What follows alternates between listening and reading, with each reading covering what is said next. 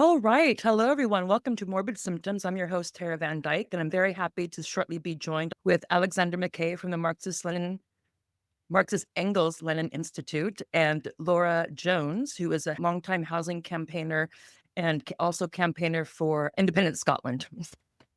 So the topic today is the Your Party UK has had another hiccup, perhaps has self-aborted. We don't know. Some people are still keeping hope alive and are sure that they will persevere by hook or crook because fascism is coming and Corbyn and the Sultanistas are our only hope. Similar divide is playing out in the States and probably other countries as well.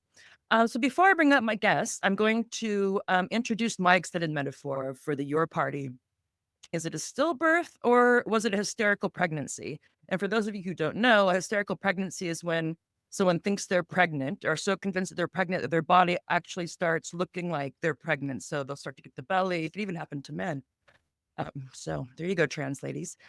Anyway, we're turning our attention tonight to the so-called Your Party, the latest attempt, I would say, to revive Corbynism or social democracy in the UK outside the labor machine. So it's been branded as a new, fresh start, a break from Starmer's hollowed out labor. But if we look closely, what we see isn't the birth of something new. I argue we see a stillbirth or maybe even hysterical pregnancy. Again, a morbid symptom, another morbid symptom of the left.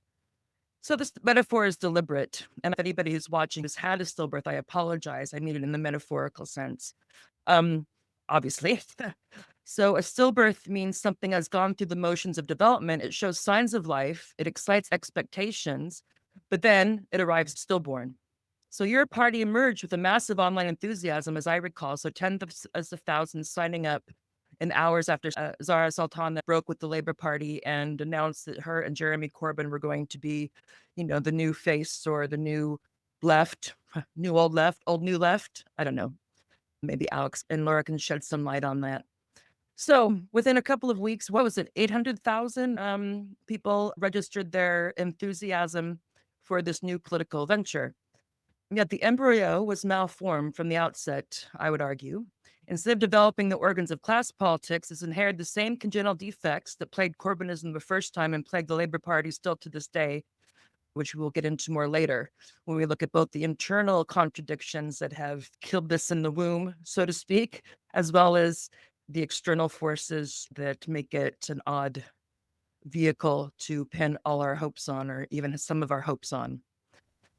So we can look at the symptoms. Internal factionalism before it even exists. So Zara Sultana is launching an unauthorized membership drive. Corbyn and allies denouncing it as illegitimate. And then Sultana, suddenly, when it works for her, she knows perfectly well who a woman is and cried the old boys club or the sexist boys club. I guess she just assumed they're all men. Maybe she can clarify that later if she was misgendering them. But I digress. So, confusing them as sexism, legal disputes, and all kinds of things. A party at war with itself before it's even born, before it's even had its first party conference. And if you look at the ideological DNA, Zionism remains quite a problem.